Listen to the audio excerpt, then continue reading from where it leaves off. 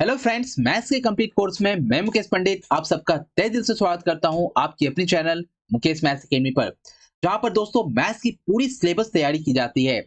अभी दोस्तों जैसे कि आप किसी भी एग्जामिनेशन की तैयारी कर रहे हो जिसमें मैथ्स की सिलेबस हो, ये कोर्स यदि आप पूरी तरह से ये कोर्स आप पूरी तरह से देखते हो तो आपको मैथ्स में कहीं भी कोई भी प्रॉब्लम नहीं होने वाली है। जिसे बेसिक लेवल से मैथ्स सीखना है वो बिल्कुल इस कोर्स को देख सकते हैं और बिल्कुल फ्री। डेली आप 10 बजे हमारे साथ जुड़ जाएं और डेली 10 बजे हमारी क्लासेस को देखें। जैसा कि आप सभी ने देखा होगा कि फ्रैक्शंस की पार्ट 1 और पार्ट 2 में बेहतरीन हमने फ्रैक्शंस की थ्योरी क्लासेस को देखा। आज दोस्तों हम लोग कुछ थ्योरी पार्ट करने के बाद कुछ क्वेश्चंस को करने वाले हैं, जिससे कि आपको आइडिया आ जाए किससे किस तरह की क्वेश्चंस आती है। कल भी हम इससे बहुत सारे क्वेश्चंस को करेंगे, तो बी कंटिन्यू कंसिस्टेंसी हमारे साथ पढ़ते रहिए। और बिल्कुल फ्री में जो आप पेड कोर्स खरीद के जो पढ़ते हैं ना, बिल्कुल फ्री में आप यहाँ पर हमारे से मैथ्स की पूरी तैयारी कर सकते हैं, चाहे आप किसी भी एग्जामिनेशन की तैयारी क्यों ना कर रहे हो। तो चलिए स्टार्ट करते हैं आज का क्लास।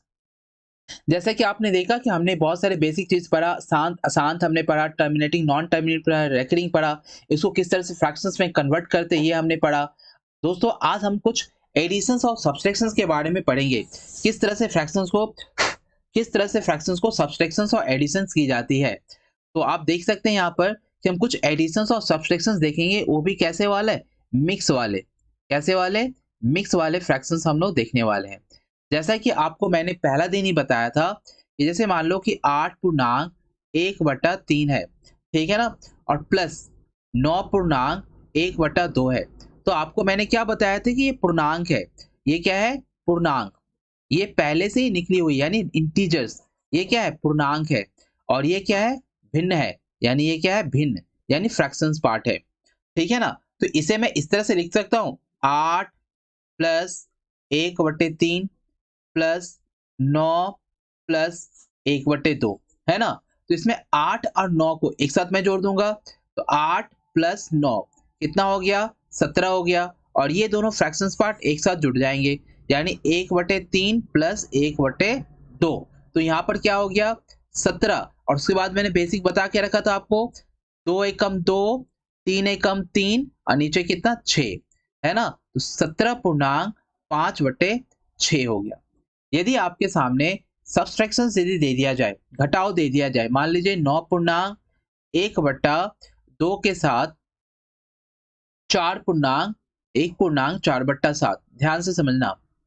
तो 9 में से 1 घट गया, 9 में से 1 घट गया, यहाँ पर 9 में से 1 घट गया, यहाँ पर होगा जोड़, और यहाँ पर 1/2 में से 4/7 घट गया। ठीक है ना। यहाँ हो गया 8 और यहाँ क्या हो जाएगा? प्लस। आप यहाँ देख रहे हो 7, यहाँ देख रहे हो 8, ये इससे गुना हो जाएगा, ये इससे गुना हो जाएगा, है ना। और नीचे कितना हो? 7 दूनी 14। तो आप देख रहे हो कि 8 प्लस माइनस 1/14 हो गया।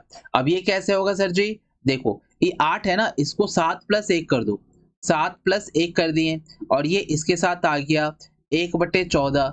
अब क्या हो गया? 7 पूर्णांक 14 एकम 14 में से 1 किया तो 13/14। बात समझ में आई क्या? हर चीज का हल है। ये तो मैंने आपको साधारण सी फ्रैक्शंस को बताया, आप इससे भी जटिल फ्रैक्शंस को, जो मुझे लगता है कि 99% स्टूडेंट से नहीं बना सकते हैं, चलिए मैं आपके सामने रख रहा हूं। और ये प्लीज कृपया करके आप मुझे इस तरह के सम्स, चल पहले और भी मैं थोड़ा इजी आपको बता दूं। जैसे कि 11.3/4, ठीक है ना, माइनस 7.3/8, ठीक है। इसे आप कीजिए, इसे करेंगे तो कितना आंसर आएगा? मैं देख रहा हूँ 11 में से 7 गया, 11 घटाओ यहाँ पर 7 हो जाएगा, ठीक है। फिर उसके बाद प्लस यहाँ पर 3/4 माइनस 3/8 हो जाएगा। यहाँ कितना हो गया? 11 में से 7 गया 4, और यहाँ कितना हो गया? 8 3 24, और यहाँ 4 3 12 और 4 8 32, ठीक है। तो यहाँ पर कितनी हो गई? 4 प्लस 12/32, और इसे काट दो, 4 8 32, 4 3 12, कितनी आंसर है? 4.3/8, ठीक है ना। तो इस तरह से किसी भी सम्स को आप कर सकते हो। लेकिन दोस्तों इस तरह के सम्स को कर सकते हो क्या? इस तरह के सम्स देखते ही आपकी हालत खराब हो जाएगी, कैसे होगा। जैसे कि देखो, मैंने एक छोटा सा, पहले एग्जांपल के तौर पर मैं एक छोटा सा मैथ आपको बताना चाहूंगा कि मान लीजिए कि आपको साइड 6 माइनस 7/9 दे दिया। तो भी आप इसको 9 6 कर दो। एक तो तरीका क्या है कि 9 6 54 कर दिए, 9 6 54 माइनस 7 अपॉन आपने क्या कर दिया 9, और आपको यहाँ पर हो गया 54 में 7 घट गया तो कितना हो गया 47, 47 अपॉन क्या हो गया 9 हो गया। ठीक है, 47 अपॉन 9 हो गया। लेकिन दोस्तों जैसे ही आपके पास प्रश्न इस तरह से आती है तो सोचते हो कि अब क्या करना होगा। 99 माइनस, समझना सवाल को, बहुत इंपॉर्टेंट सवाल है ये। 99 माइनस, ऐसे सवाल आपके सामने यदि आ गए, 99 माइनस 11 अपॉन 99, आप सोचते हो कि यार 99 को 99 से मल्टीप्लाई करना है, कैसे करूं? तो आइए मैं बताता हूं इसे कैसे करना है। देखिए ये 99 है ना, इस 99 को क्या लिखना है, क्या करेंगे, दो तरीका से हो सकता है। एक तरीका तो पहला तरीका देखिए, यहाँ पर क्या करेंगे, इसको 98 प्लस 1 कर देंगे और ये 1 को इसके साथ माइनस कर देंगे, तो क्या हो गया 99। ठीक है, और इसको क्या कर सकते हैं हम, 98 है ना, अब 99 माइनस 11 यानी कितना हो गया 99 माइनस 11 अपॉन क्या हो गया 9। पहले आती थी क्या आपको, नहीं आती थी इस तरह की चीजें, और अब देखिए आसानी से यहाँ पर आ रही है। 98 प्लस 9 में से 1 गया कितना 8, 9 में से 1 गया 8 अपॉन कितने हो गए 99। अब इसे आप काट दो, यहाँ पर 11 8 जा हो गया और 11 9 जा हो गया, यानी यहाँ पर जो आपकी आंसर आ रही है 98 सच 8/9 आंसर आ रही है। बातें समझ में आ रही क्या? इसी तरह से और भी क्वेश्चंस आपको दिखा सकता हूं मैं। जैसे कि मान लो कि बहुत भारी सा क्वेश्चंस आ गया, 9 9 9 माइनस, सब कुछ सीख के रखो है ना, 7/9, तो आप इससे मल्टीप्लाई मत करो, इसी को आप इस तरह से भी लिख सकते हो, 9 9 8 लिख सकते हो, और इसी को आप 9/9 भी लिख सकते हो। तो मैंने 999 को 998 9/9 माइनस 7/9, ये वही चीजें हैं। हाँ, जो चीजें आप सोच रहे हो ना वही चीजें हैं यहाँ पर। तो यहाँ पर देखो वही चीज आ गया, 9 9 8 आ गया, प्लस 9 में से 7 माइनस किया हो तो 2, और 2/9, 2 बाई कितना आ गया यहाँ पर 2/9, यानी कितना हो गया आंसर आपका 998 अपॉन 2/9। ठीक है, चीजें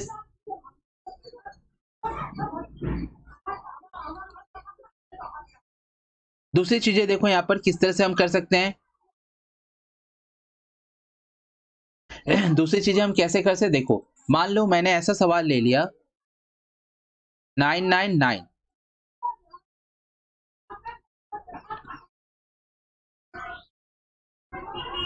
999 माइनस 99 अपॉन 2 अपॉन मान लो 3 कर लिया। ठीक है ना, अब यहां पर देखो पूर्णांक है, यहां नहीं है, यहां पूर्णांक है। क्या करेंगे ध्यान से समझना, बहुत ही अच्छे सवाल है। यहां पर हम क्या करेंगे, इसको क्या करेंगे, इसको देखो, इसको 9 9 8 कर लेंगे, और यहाँ जो हर है ना उस हर को क्या करें 3/3 कर लेंगे, माइनस 99 99 2/3, तो 998 में से 99 माइनस कर देंगे, यहाँ पर 9 9 8 माइनस 99। ठीक है, और इसमें से क्या करेंगे प्लस 3/3 माइनस 2/3। ठीक है ना, अब यहाँ पर देखो क्या हो जाएगा, यहाँ पर हो गया आपका 8 में से 9 गया, 8 में से 9 गया तो आपका हो गया 9 है ना, फिर 8 में से 9 गया तो फिर हो गया 9, और यहाँ क्या हो गया 8 हो गया।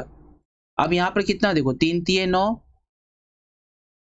और 3 दूनी 6 बट्टे कितना हो गया 3, यानी यहाँ पर देखो 9 में से 6 गया 3, यानी यहाँ पर कट के आपकी आंसर क्या हो रही 8 9 9 और 9 में से हो गया 3, यानी क्या हो गया 1/1, यानी कितना हो गया 1/1, यानी आपको यहाँ पर देखो, यहाँ पर जो आंसर आ रही है बहुत ही यूनिक तरह की आंसर आ रही है ना, यहाँ पर जो आंसर आ रही है बहुत ही अच्छी आंसर है कि 999 माइनस 2/93, तो मैंने 3/3 किया, तो यहाँ पर देखो 1/3 आंसर आ रही, क्या आ रही है यहाँ पर कितनी आ रही है 9 में से देखो 3 3 9 3 दूनी 6, और यहाँ पर कितने आ रहे 3 3 9, तो यहाँ पर यदि मैं देखूं तो यहाँ पर कितने से 1/3 आंसर आ रही है, कितनी आंसर आ रही है 1/3। या आप इसको सर बोलते सर ऐसे भी कर सकते हैं, हमने हाँ यहाँ पर आप 9 यहाँ पर लिख लिया अपना 899, यहाँ पर लिख लिया 899, आप बोलो सर 3 3 का एलसीएम 3 है, ठीक है कोई बात नहीं 3, और 3 में से 2 गया 1, दोनों एक ही चीज है। मैंने आपको ऐसा बताया था ना, मैंने आपको ऐसा बताया था कि 3/3 घटाओ 2/3। मैंने डायरेक्ट बताया था कि इसको इससे मल्टीप्लाई कर दो, इसको इससे मल्टीप्लाई कर दो, यानी 9 माइनस 6 और नीचे नीचे को मल्टीप्लाई कर दो यानी 9। तो भी वही चीज आ रही है ना, 3/9। 3/9 मतलब 1/3। बात समझ में आ रहे हो, है ना। तो इस तरह के सवाल, चलो एक और मैं आपके सवाल देता हूं, उसके बाद हम लोग बहुत सारे क्वेश्चंस को करने वाले हैं। मजा आ रहा है इस तरह के बेहतरीन सवालों को सीखकर। देखिए यहाँ पर 9 9 9 9, ठीक है, माइनस यहाँ पर 9 9 9 5/7, ठीक है। अब इस तरह के सवाल को करने में किसी को भी क्या होगा, यदि उसे समझ नहीं होगी कि हम इस तरह से तोड़ सकते हैं, तो पहले वो इसको इससे मल्टीप्लाई करेगा, इसको इससे मल्टीप्लाई करेगा, फिर इसको ऐड करेगा, फिर ये करेगा, सवाल को करते करते छोड़ देगा, है ना। टाइम भी वेस्ट करेगा और सवाल भी नहीं करेगा। तो मैंने क्या बताया था कि बहुत तुरंत कर सकते हो। देखो 999 है ना, आप इसे यूं कर सकते हो। देखो क्या करना है, आपको हर लाना है। मैं यदि इसे आंसर बोलने बोले तो मैं क्या करूँ, देखो 9 9, है ना, फिर यहाँ पे क्या होगा 9 और यहाँ 8 होगा, और दोनों तरफ 7 7 होगा, तो 7 से 5 गया, कितना बचा, और इसमें से क्या घट जाएगा, ये घट जाएगा, है ना। लेकिन मैं आपको इतना स्पीड नहीं कर सकता क्योंकि आपको समझाना है मुझे। 999 मैंने एक कम कर दिया, और ये जो +1 होता है ना, +1, ये +1 को मैं क्या लिख रहा हूँ, से जो यहाँ पर हर दिख रहा है ना यहाँ पर, वो मैं लिख रहा हूँ। तो क्या लिखूंगा यहाँ पर 7/7, ठीक है। फिर ये जुट जाएगा ना, तो फिर से आपका 999 हो जाएगा। फिर यहाँ पर क्या माइनस 9 9 9, और यहाँ पर कितनी 5/7। अब इससे इसको माइनस कर दो और इससे इसको माइनस कर दो, तो 8 में से 9 गया, 8 में से 9 गया 9, 8 में से 9 गया तो फिर 9, फिर 8 में से 9 गया तो फिर 9, और ये हो गया 8, और 7 में से 5 गया तो कितना हो गया 2, और 7 से गया 7। बस ये आंसर आपका हो गया। तो इस तरह से आप यूं सवालों को कर सकते हो और बेहतरीन तरीके से कर सकते हो, ठीक है। तो आइए चलते हैं कुछ बेहतरीन प्रश्न की ओर जो मैंने आप सभी के लिए किया है। पहला सवाल देखिए कितनी बेहतरीन है। पहला सवाल बोल रहा है यदि भिन्न का हर अंश से 3 अधिक तो दूसरी भिन्न का अंश पहली भिन्न के हर का 4/5 हो, यदि दूसरी भिन्न 12/16 हो तो पहली भिन्न क्या है। दोस्तों इस तरह की सवाल आपको हमेशा देखने को मिलता है। मैंने भारी सवाल ही पहले डाला क्योंकि ये लैंग्वेज बेसिस सवाल है। आपको देखना क्या है, देखिए किस तरह एक भिन्न का हर अंश से 3 अधिक है।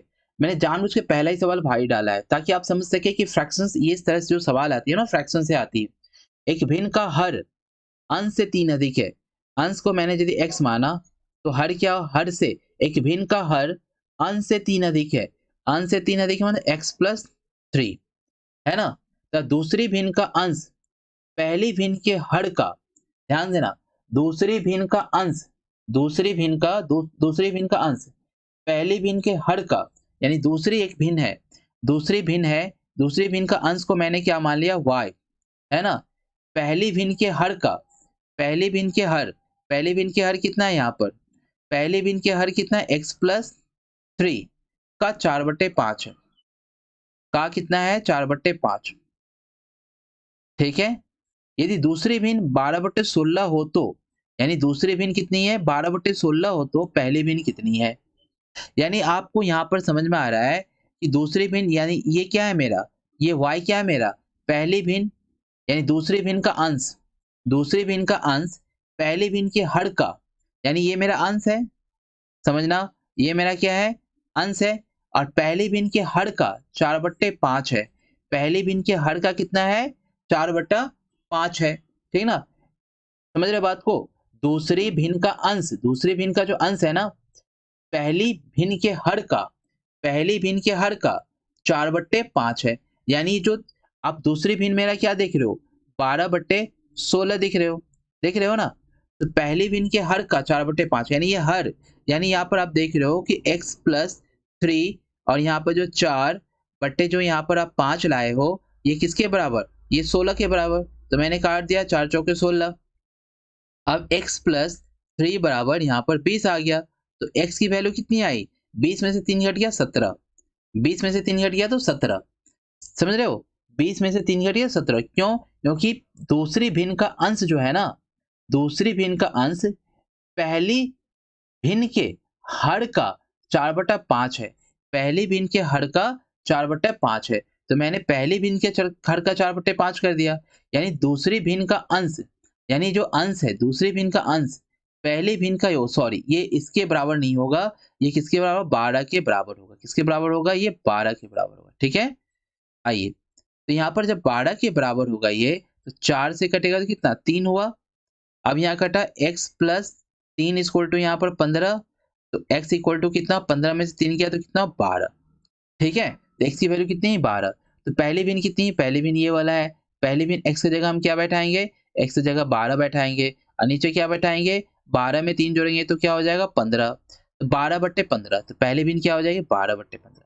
समझ में आई क्वेश्चन किस तरह से फंसा हुआ था? तो क्वेश्चंस इसी तरह से बनते हैं, लेकिन पहला सवाल मैंने जानबूझ के हाथ डाला ताकि आप समझें, लेकिन बाकी सवाल देखो फिर से बेसिक में चले आओ। निम्न में से सबसे छोटी भिन्न कौन सी है? सबसे छोटी भिन्न मैंने यहाँ पर सबको लिखा 3/4, मैंने यहाँ पर लिखा 1/2, मैंने यहाँ पर लिखा 2/3 और मैंने यहाँ लिखा 1/3। इन दोनों का अंतर कितना है? इन दोनों का अंतर कितना है? 1 है। इन दोनों का अंतर भी 1 है, इन दोनों का अंतर भी 1 है, इन दोनों का अंतर 2 है। ठीक है ना, तो इसे मैं करूंगा 2, तो यहाँ हो जाएगा 6, यहाँ हो जाएगा 2, यहाँ हो जाएगा 4 और यहाँ हो जाएगा 1। तो सबसे छोटी कौन? 1/3 है ना। सबसे छोटी कौन? 1/3। ये कौन सा मेथड है सर जी? ये डिफरेंस मेथड है। मैंने क्या किया? दोनों का डिफरेंसेस निकाले, 1, दोनों का डिफरेंसेस 1, दोनों का डिफरेंसेस 1, दोनों का डिफरेंसेस 2। अब इसका एलसीएम कितना 2 हो रहा है, तो मैंने 2 तिये 6 है ना, 1 है यहाँ पर, तो 2 एकम 2, 2 दूनी 4 और 2 ऑलरेडी है तो यहाँ पर 1 से गुना होगा, तो सबसे छोटी कौन हो गया? 1। यानी यहाँ पर आप देखो, यहाँ पर एक चीज समझो कि एलसीएम आपका यदि 2 है तो ऑलरेडी तो 2 है, यहाँ पर 2 तो कट गया ना, तो 1 बचा ना, तो 2 से क्यों इंटू करें हम इसे, ऑलरेडी तो यहाँ 2 है तो सिर्फ 1 होगा यहाँ पर। सबसे छोटी भिन्न क्या हो जाएगा? 3 नंबर। दूसरी सवाल देखो, निम्न में से सबसे बड़ी भिन्न कौन है? सबसे बड़ी भिन्न कौन है? मैंने पहले लिया 1/6, दूसरा क्या लिया 3/5। मैंने सारा बता के रखा है, जिनको नहीं समझ में प्लीज जाके आप पीछे की क्लासेस को देखिए, और यहाँ भी मैं आपको पूरी समझा ही रहा हूँ। यहाँ देखिए 6 में से 1 गया 5, 3 में से 5 में से 3 गया 2, 9 में से 5 गया 4, 6 में से 5 गया 1। यानी यहाँ पर मैं एलसीएम कितना लूँ? तो यहाँ पर एलसीएम सर जी हो जाता है 20। यहाँ एलसीएम कितना हो जाता है? 20। तो ये 5 से गुना है ही, तो इसको किससे गुना करना हो? 4 से। ये 2 से गुना है ही, तो इसे किससे गुना करना हो? 10 से, तो ये हो जाएगा 30। ये 4 से गुना है तो किससे गुना करना हो? 5 से, तो ये हो जाएगा 25। ऐसे कितना गुना कर? 1 से है तो 20 पंचे 100। तो आपसे पूछ रहा है कि सबसे बड़ी भिन्न, सबसे बड़ी भिन्न कौन है? 5/6। तो 5/6 आपकी सबसे बड़ी भिन्न हो गया, है ना। फिर यहाँ देखो, यहाँ पर भी वही चीज, यहाँ पर भी फिर से आपको वही चीज कि निम्न से कौन सा भिन्न सबसे बड़ा है? तो यहाँ पर इसका कितना हो रहा है? 1। फिर यहाँ 5 में से 6 गया 1, 7 में से 8 गया 1, 11 में से 15 गया 4, हो गया। यदि सभी भिन्न इक्वल होता ना, मैं उसको भी बताऊंगा। यदि मान लीजिए कि इस तरह से क्वेश्चन है, 2/3 है, फिर 4/5, 4 मान लीजिए 5 है ना, 7 मान लीजिए 8 है और 9 मान लीजिए 10 है। तो इसमें बोलता है सबसे बड़ा कौन? ठीक है, इसमें बोलता है सबसे बड़ा कौन, क्योंकि यहाँ पर आप देखिए कि सबका भिन्न क्या है? सबका अंतर क्या? 1 है। इसका भी अंतर 1, इसका भी 1, इसका भी 1, इसका भी 1। जब सबका अंतर 1 हो, जो सबसे ऊपर में जो सबसे छोटा हो वो छोटा, यानी सबसे स्मॉलेस्ट क्या हो जाएगा? ये। और सबसे बड़ा कौन हो जाएगा? ये। ठीक है, पर यहाँ पर ऐसा हुआ नहीं। यहाँ पर आप देख रहे हो कि 1 1 4, तो यहाँ इसकी कितनी हो जाएगी? ये हो जाएगी 8। इसकी कितनी हो जाएगी? ये हो जाएगी 4 पंचे 20। इसकी कितनी हो जाएगी? 7 चौके 28। इसकी कितनी हो जाएगी? 4 से तो है तो इसकी हो जाएगी 11।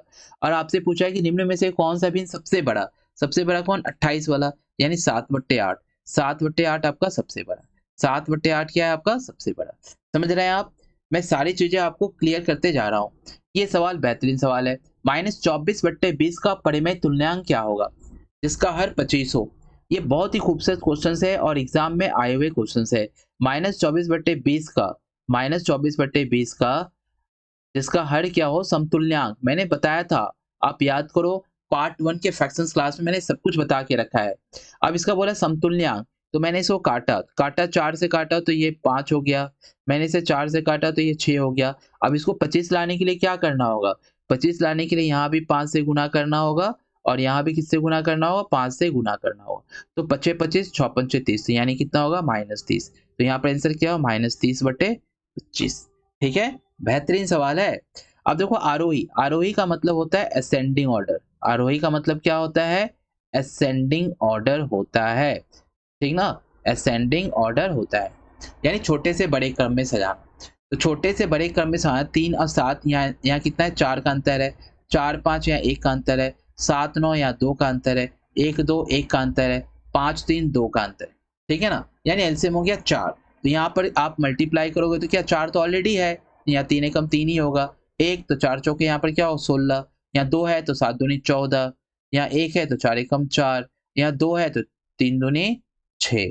तो आप देख रहे हो कि आरोही क्रम में तो सबसे बड़ा कौन, सबसे छोटा कौन हो रहा है 3, यानी 3/7, 3/7 पहले होंगे, 3/7 के बाद होंगे 1/2, 1/2 होंगे, 1/2 के बाद होंगे आपके 3/5, 3/5 होंगे, 3/5 होने के बाद 3/5 हो गया, 3/5 के बाद आपका 7/9 होगा, है ना। 7/9 होने के बाद फिर क्या हुआ 4/5 होगा।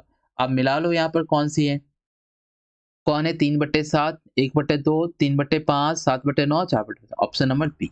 ऑप्शन नंबर बी आरोही क्रम में हो गया सबसे बड़ा सबसे छोटा। निम्नलिखित में से कौन सा भिन्न सबसे छोटा है, इसमें से सबसे छोटा कौन है, इसका देखो, इसका अंतर भी 1, इसका अंतर भी 1, इसका अंतर भी 1 और इसका अंतर भी 1। जब सबका अंतर बराबर हो, जब सबका सुनना ध्यान से, जब सबका अंतर बराबर हो तो जिसका हर छोटा, जो सबसे छोटा हर वो छोटा हो जाएगा, यानी सबसे छोटा कौन 10/11, यानी 10/11 इसका आंसर होगा, यानी 10/11 इसका क्या होगा सबसे छोटा है, और सबसे बड़ा कौन है 99/100 क्या है इसका सबसे बड़ा। क्यों, क्योंकि सर जी डिफरेंसेस इक्वल था, डिफरेंसेस क्या था यहाँ पर इक्वल था। बातें समझ में आई। चलिए नेक्स्ट क्वेश्चन आप देख रहे हैं कि विच ऑफ द कौन सा भिन्न सबसे बड़ा। फिर से देखो बार बार मैं उस चीजों को सिखा रहा हूं ताकि मेरा काम है आपको सिखा ही देना। 9 में से 7 गया तो कितना हो जाएगा, यहाँ मैं लिख देता हूँ 9/7, ठीक है, फिर यहाँ 4/3, ठीक, फिर यहाँ पर 3/2, ठीक है, फिर 5/6। तो यहाँ 9 7 गया तो 2, यहाँ 4 3 गया तो 1, 3 2 गया तो 1, 5 6 गया तो 1, 2 से गुना करना है तो यहाँ 9 का 9 ही हो जाएगा, या 4 दूनी 8 हो जाएगा, 3 दूनी 6 हो जाएगा और 5 दूनी 10 हो जाएगा। बोला निम्न में से कौन सा भिन्न सबसे बड़ा भिन्न है, सबसे बड़ा भिन्न कौन है 10 5/6, यानी 5/6 कहाँ पर है डी नंबर, ठीक है। तो आपको चीजें समझ में आ रही किस तरह से हो रहा है। 2/3, 3/5, 5/8 में सबसे बड़े और सबसे छोटे भिन्न का अंतर। देखो भाई साहब मैंने 2/3 मैंने क्रॉस मेथड भी आपको बता रखा है ना, कि सबसे बड़ा और सबसे छोटे भिन्नों का अंतर पता करना है। तो इसमें से सबसे बड़ा कौन है, बहुत सारे तरीके डिफरेंसेस मेथड बताओ या क्रॉस। तो 5 दूनी 10 और 3 3 9, यानी ये बड़ा है। अब ये 8 दूनी 16 और 5 3 15, यानी ये सबसे बड़ा है, ठीक है। सबसे छोटा खोजो आप, ये सबसे बड़ा हो गया। अभी देखो 8 3 24, 5 25, यानी ये छोटा है ना। बात समझ रहे हो, नहीं समझे बात, देखो तो से यदि क्रॉस मेथड से नहीं समझ रहे हो तो आप इस तरह समझ लो, डिफरेंसेस मेथड समझ लो। यहाँ कितने, 1 की डिफरेंस, यहाँ 2 की डिफरेंस, यहाँ 3 की डिफरेंस, तो 6 होगा एलसीएम। तो 2 है तो यहाँ पर 6 हो जाएगा, 2 है तो यहाँ 3 3 9 हो जाएगा, है ना। यहाँ पर क्या हो जाएगा, यहाँ 1 है ना, 3 2 6, तो 6 दूनी 12 हो जाएगा, ठीक है ना। 2 है तो 3 3 9 हो जाएगा, 3 है तो 5 दूनी 10 हो जाएगा। अब सबसे बड़ा सबसे छोटा कौन, ये सबसे बड़ा और ये सबसे छोटा, है ना। तो यहाँ पर 2/3 में से 3/5 को घटाना है, तो 5 दूनी 10, 3 3 9 और 5 3 15, यानी कितनी आ रहा है 1/15, ठीक है। 1/15 कथे है 1/15 भिन्नों का अंतर, सॉरी यहाँ पर 1/15 होगा, दोनों 1/5 जो है ना यहीं पर 1/15 होगा, ठीक है। तो यहाँ पर आंसर क्या हो जाए 1/15 होगा, यहाँ क्या हो जाएगा 1/15 इसका राइट आंसर होगा, ठीक है। चलिए नेक्स्ट क्वेश्चन, दो पाने के लिए 1/2 में क्या जोड़ा जाना चाहिए। दो पाने के लिए 1/2 में, यानी 1/2 में हम क्या जोड़े जो हमें 2 मिल जाए। सिंपल सी बात है, x में से 2 घटाओ, 1/2 घटा दो, 2 दूनी 4, 4 में से 1 गया 2, यानी कितना है 3/2, 3/2 घटाना है ना। नेक्स्ट क्वेश्चन 1/3, 4/3, 3/4 का योग ज्ञात करें। कर दीजिए यहाँ पर, देखिए 1/3 प्लस 4/3 प्लस 3/4। अब सबको एलसीएम क्या हो 12 होगा, तो आप 12 कर दो, यहाँ 4 से गुना करो, यहाँ भी 4 से गुना करना, यहाँ 4 से गुना करना, है ना? यहाँ भी 4 से गुना करना, इक्विवेलेंट कर दो तो यहाँ भी 4 से गुना करना, यहाँ 3 से गुना करना तो यहाँ भी 3 से गुना करना। नीचे हो गया 12 और यहाँ क्या 4 और 4 चौके 16, 16 4 20 20 9 कितना 29, 29/12, 29/12 आपका आंसर है ना? नेक्स्ट क्वेश्चन 200 के 3/5 और 300 के 1/2 के बीच में क्या अंतर है? यानी 300 के 1/2 घटाओ 200 के 3/5 में क्या अंतर है? यहाँ हो गया 150, यहाँ हो गया 5 चौके 20, 4 गुने 3, यहाँ हो गया 150 और यहाँ 4 दिए 12, कितना आंसर आ गया 30। ठीक है, इस तरह के आसान सवाल भी आपकी आती है। ये बेसिक से मैं सिखा रहा हूँ तो मेरा काम है हर चीज सिखाना। 5 बना 2/5 प्राप्त करने के लिए इसमें कितना गुना करना चाहिए? देखिए 5 दूनी 10 एक 11, यानी 11/5 में कितना गुना करेंगे? 25 25 2 27/5 हो जाए। तो आप देख रहे हो कि x की वैल्यू निकालना, कितना गुना करने पर ये हो जाएगा। तो 5 से 5 कट गया तो x बराबर कितना हो जाएगा? 27/11। इसका पूर्णांक में दिया है क्या? नहीं दिया, तो 27/11। नेक्स्ट क्वेश्चन -2/3 प्राप्त करने के लिए -5/7 में कौन सी संख्या जोड़ी चाहिए? तो -5/7 में कौन सी संख्या जोड़ी जानी चाहिए? तो -2/3 होगा। तो x की वैल्यू मैंने किया 5/7 -2/3, 5 तिये 15, 7 दूनी 14, 7 तिये 21। लो तुरंत हो जाती है ना? तुरंत हो जाती है, कोई टेंशन नहीं है। ऑप्शन नंबर डी है ना? मैंने इसको इससे मल्टीप्लाई किया, इसको इससे मल्टीप्लाई किया, 15 दोनों को नीचे से मल्टीप्लाई कर दिया, बस सिंपल। लास्ट सवाल देखिए, x की वैल्यू आपको निकालनी है तो x बराबर क्या होगा? 12/27 माइनस 5/27, 12 में से 5 गया 7, 7/27, 7/27 का ऑप्शन नंबर सी। तो दोस्तों कैसा लगा? उम्मीद है कि आपकी फ्रैक्शंस में जितने भी डाउट्स थी ना वो तुरंत क्लियर होगी और फ्रैक्शंस का जो कैलकुलेशन है आपके लिए बहुत ही जल्दी हो जाएगा, है ना? तो ऐसी वीडियो देखने के लिए कंटिन्यू हमारे साथ 10 बजे जुड़े रहें और लगातार बेसिस पे देखते रहे, तभी जाके आपकी मैथ अच्छी होगी। और जो भाई बहन अभी तक सब्सक्राइब नहीं किए तो प्लीज चैनल को सब्सक्राइब करना और सेशन को लास्ट देखना, ठीक है? Thank you.